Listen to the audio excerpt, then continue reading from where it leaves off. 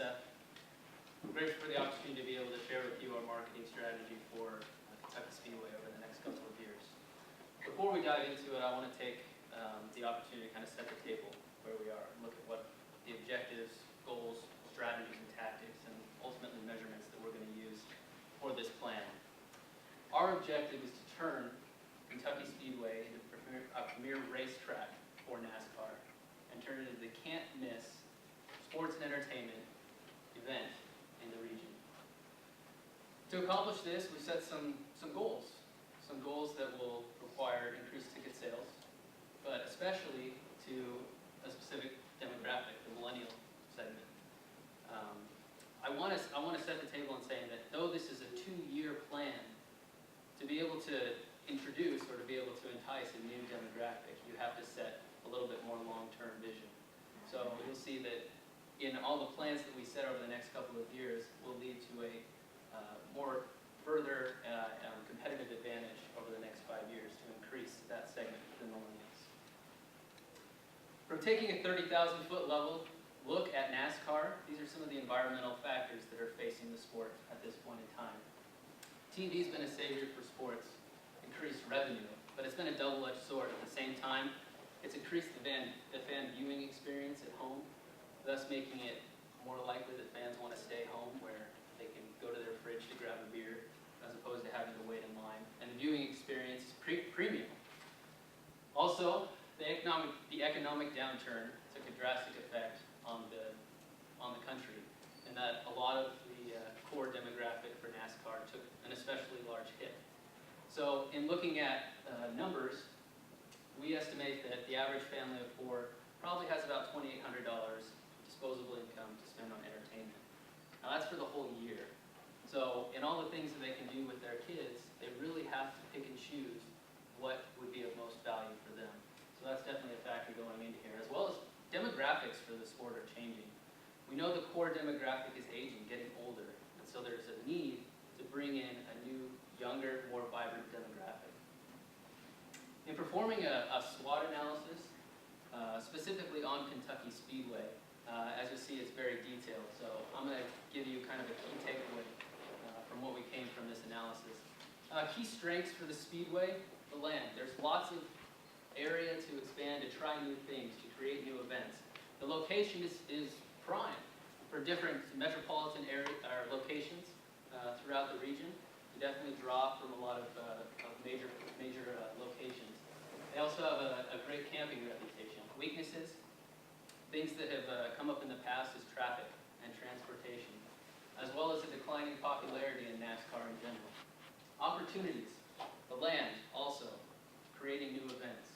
You have the opportunity to be able to tie into other regional events. The upcoming All-Star Game in Cincinnati gives a perfect opportunity. It can be an opportunity or a threat, depending how you look at it, but we'll show you in our plan how you can leverage that as an excellent opportunity. Additionally, there's a need to be able to communicate with your fans and to be able to listen to them, to be able to understand what they're saying so that you can better tailor your experience to their needs. So therefore, a more robust CRM program is a great opportunity to be able to create that. And finally, threats is just other events in the area. When looking at a customer journey map, we're lucky to have a member of our group who's attended a NASCAR event. So she was able to take us through a lot of the journey that she took and attended.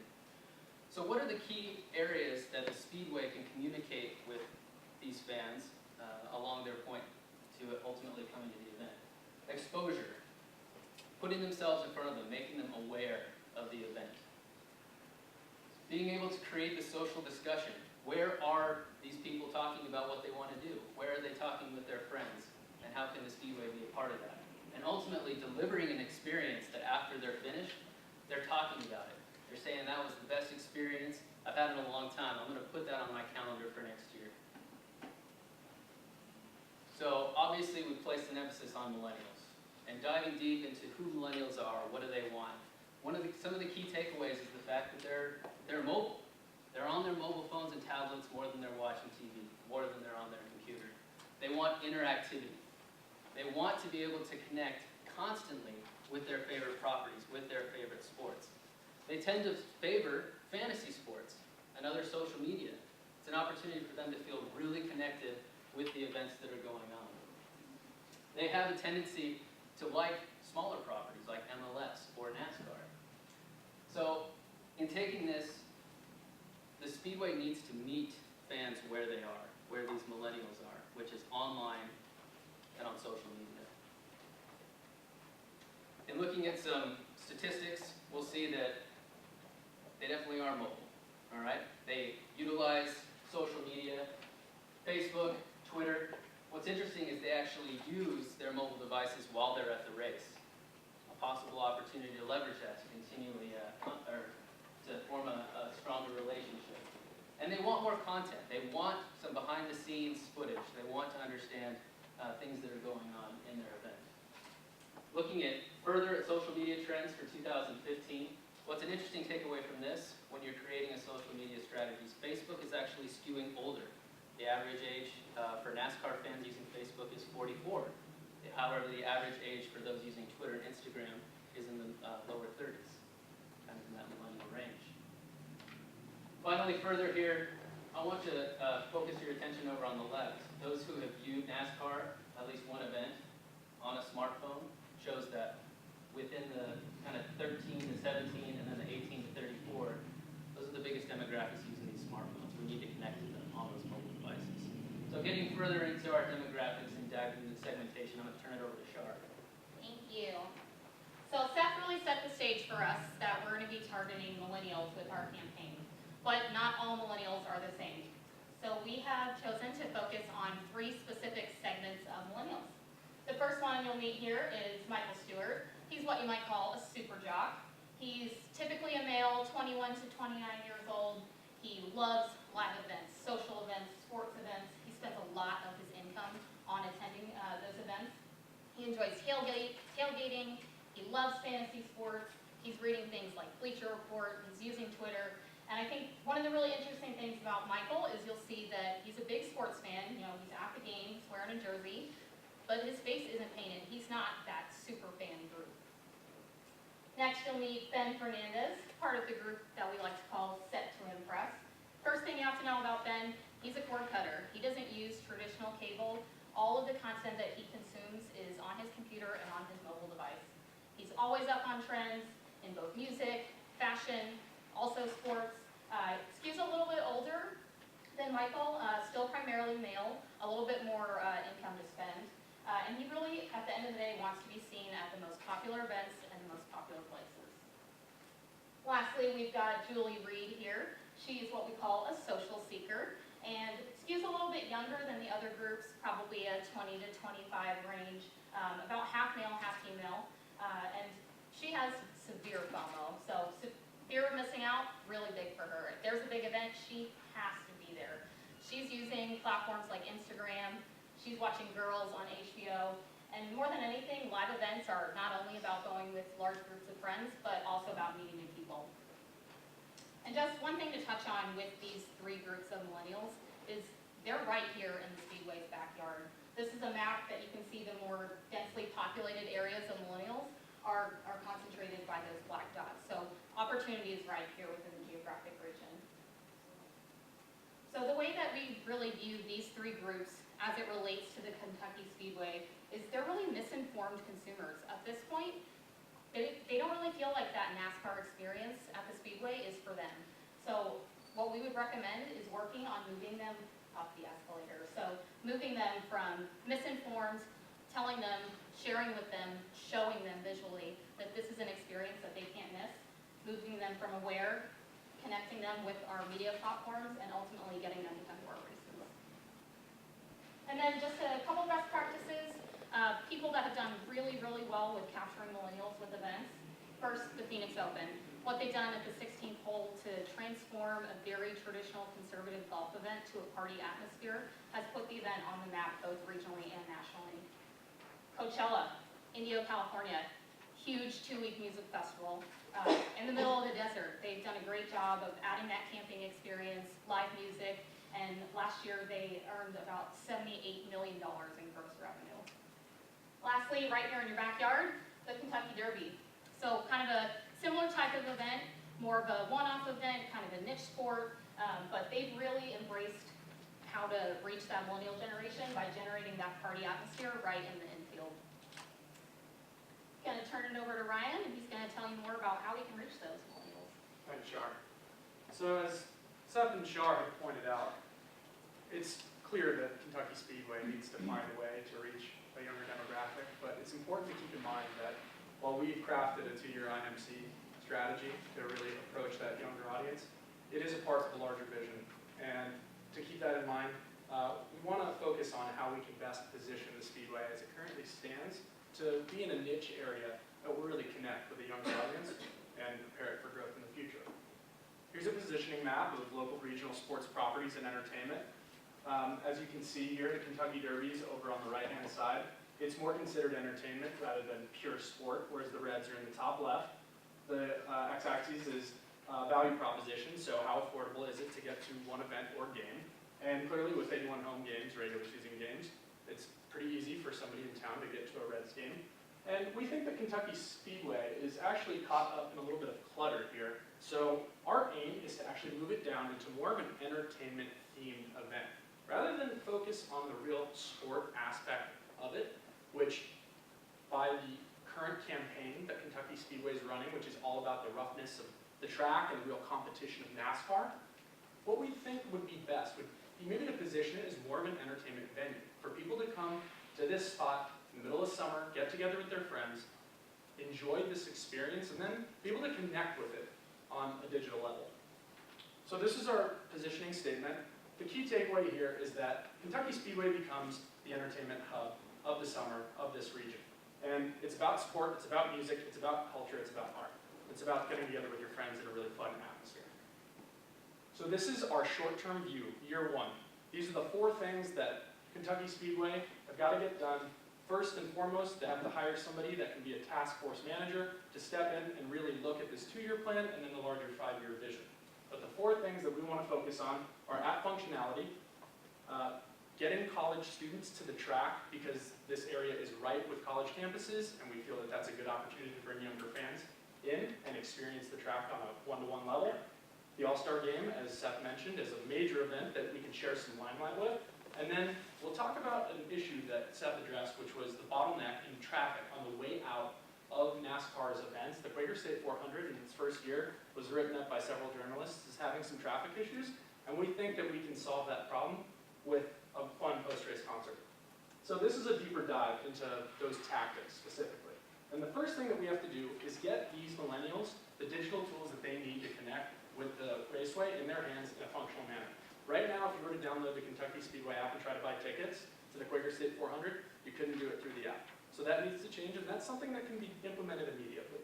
As far as the All-Star Game, piggyback off the relationship of the Reds. They are a beloved franchise in this market, and by building a brand affinity between NASCAR and baseball, we feel like it could be a good opportunity. For example, our idea would be to bring a legend of the Reds and an all-star or current player from the Reds to a NASCAR event, build some content around it, shoot some video, get them engaged with the Speedway, and then have that core content be available online for as long as you'd like, building up momentum towards next year's race.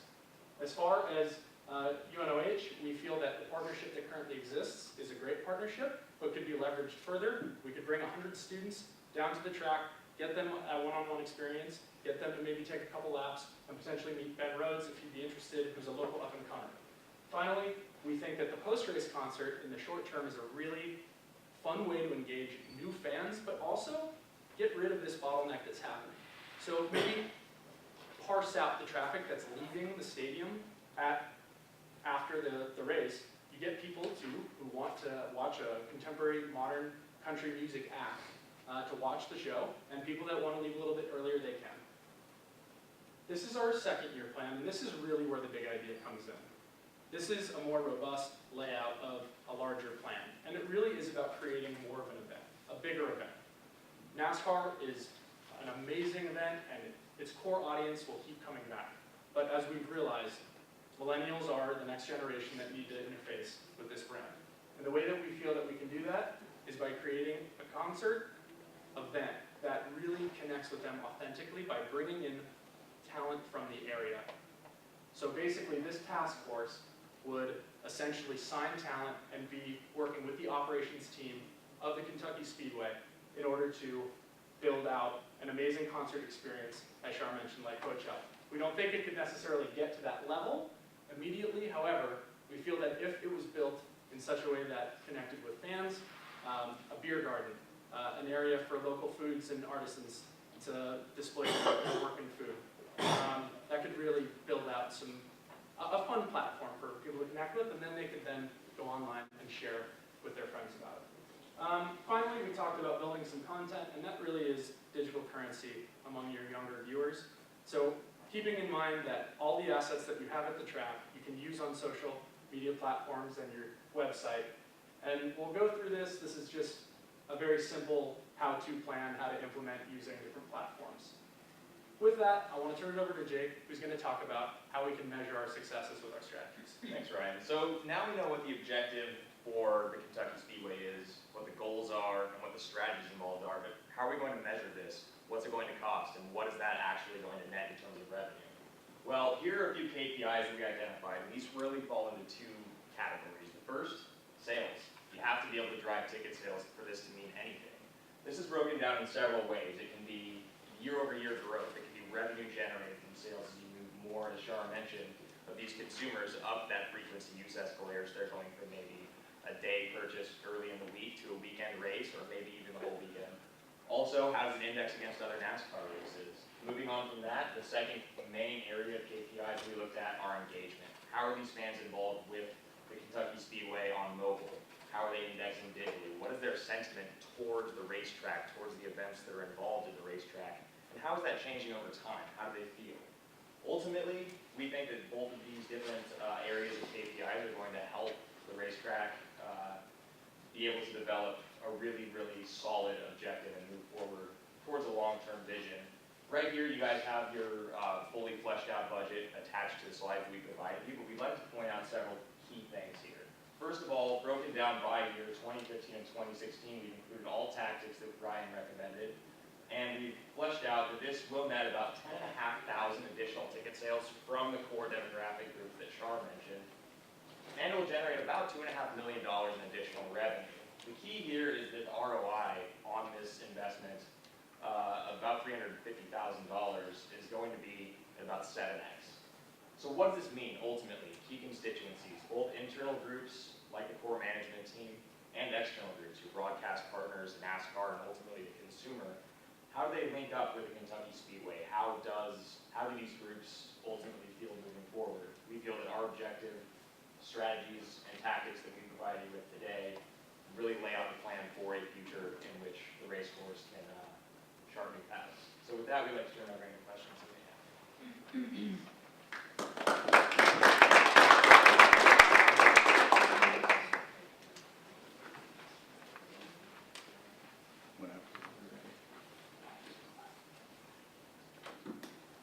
Can I ask a question about the projection that you just ended with there in the budget, in terms of the revenue Yes. projection? So I can see in the printout that you've given us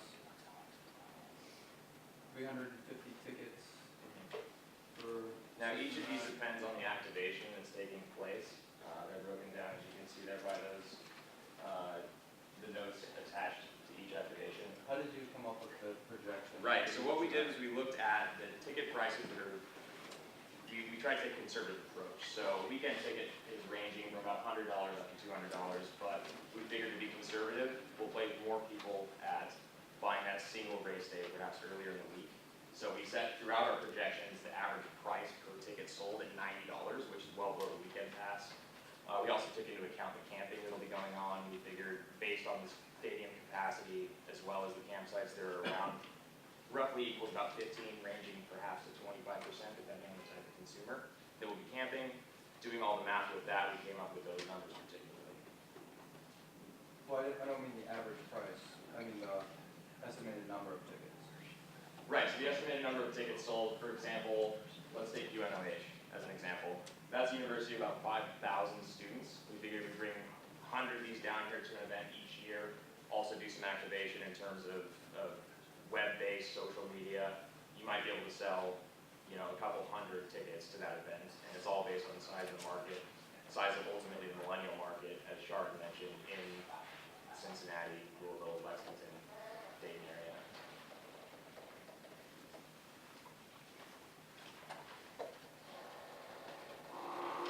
Talk about the need to bring in a task manager. Sure. Is there a specific question You or? know, even though what, adding another person to the staff To the directory, team. in essence, what's that person need to do? And what are they doing? Sure, so the main goal of bringing that person on staff is so that they can really focus on the event side of the second year. Building out a real concert experience with local artists, maybe 5 a day, let's say, Thursday, Friday, and Saturday, with a headliner each night, and interfacing with A&R people in the area that really know the music scene, for example. It's going to take some research. There are definitely going to be some grassroots bands that people know about, but there's also some local finds that are going to take time. And also putting up a show that's really going to capture an audience of 20-somethings and make it be a meaningful experience for them is going to require some operations and some sponsorship, and it's going to take time. As the Kentucky Speedway sits right now, it seems like the staff is pretty utilized, and so this person would come in, bring some expertise, and maybe ease some of that workload off of those individuals. I think they really help coordinate between a lot of existing groups that are already there. So this plan obviously has ticket sales components, it has marketing components, it has operation components, and they're really there to help direct all of those efforts, but not really put the pressure on the existing staff that they have to focus on this new massive initiative. So you're saying the ticket sales and sponsorship component to this would be separate from what the Speedway is doing now? So there would be a new ticket package available to the concert experience. So the Speedway Jam Camp, for lack of a better term, we could call it whatever we wanted. That would be a different package, and it would be priced differently, and it would be based on a 3-day camp experience. And there would be parking that would be additional, but the race entry would be taken care of. There would be a special section of the grandstands marked off, and then there would be a part of the campground that would be cordoned off as well to have this more youth-inspired experience. So the beer garden, food, and any number of activations that might want to get on board with connecting with younger consumers in this area. So you're saying that the concert is an additional ticket price than just the race itself? It's added onto it? Okay. Because that's what I was trying to find. The second year, yes. For the For the second second year? first year, it's included in the regular ticket price. Okay. It's not necessarily overshadowing the already established concert, the pre-race concert. Right. This is more of a bookend to keep people hanging around, and there's not going to be an additional charge for that. Okay. Anybody that wants to watch the show can watch the show. Okay. Well, I like that. Why not? On the NBA and on the MLB All-Star Game, you have it in your budget. What is it in? What's in it for them? How do you know that you can work with them to put something together? What's the advantage of them working with the Kentucky Speedway? Why would they want to? So the Reds do a NASCAR night every year, and while they don't directly interface on a large scale with Kentucky Speedway, there is crossover between the NASCAR property and MLB fans. It exists. But what MLB would get is exposure, which clearly during an All-Star game is not something that they're exactly in dire need for. But if you can really bring a young up-and-coming Red to Kentucky Speedway and a legend that have credibility, that are somewhat influential in this market, and you really show them a good time, you give them a premium experience, you build some content around it, you have a good time, and you show them that this racetrack is more than just a racetrack, I think it could build some equity between the properties. Right, and we found that NASCAR fans actually index very well with MLB fans, about 68%. So I think there's definitely a play there for the Reds to be able to have interest in being able to, contact the fans who, maybe don't come all the time to Reds games, but really to come out and say, hey, this is a new Reds player doing really well. Maybe they had some sort of affinity with this legend, and an opportunity to increase their own ticket sales. So I think there is some reciprocity there. what makes this proposal distinct to Kentucky Speedway? So in the larger vision, I think by connecting with this region, by bringing in local talent, for example, for the experiential side, that's definitely the backyard. But Kentucky Speedway and the history of NASCAR growing out of bootlegging in this area in Kentucky is somewhat evident in Kentucky Speedway. It's not necessarily a story that's told or delivered all that well, we think. We think there's an opportunity there. And perhaps with this event, maybe you get somebody on board, just throwing out a name like Jim Beam, for example, who might want to tell that story. And there could be a platform for Kentucky Speedway to really embrace not only this younger generation, but talk about its grassroots in the sport. But on top of that, there's some things that Kentucky Speedway does very well, which camping is one of those components, the amount of area that they have. And so being able to utilize the space and the camping atmosphere, I think is really a unique opportunity for Kentucky Speedway as opposed to other NASCAR tracks. Yeah, especially as it relates to really the first millennial group that Shar mentioned. I mean, those are people who are looking for that experience. They're very into the outdoors. They're into going to events and sharing that experience like concerts and music festivals. So we think that that holistic experience that would be provided based on that infrastructure that's already there and perhaps building out on that as we move further along into the future is a real opportunity that no other racetrack is currently equipped to emulate.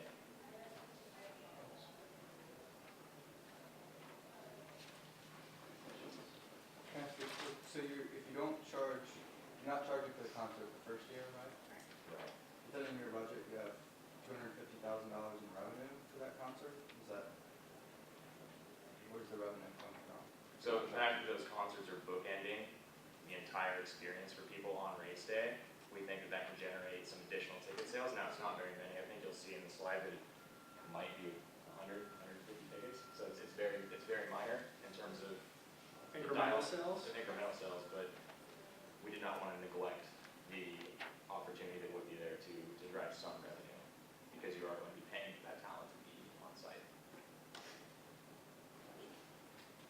I think that's it, and we appreciate it very much. Again, a round of applause.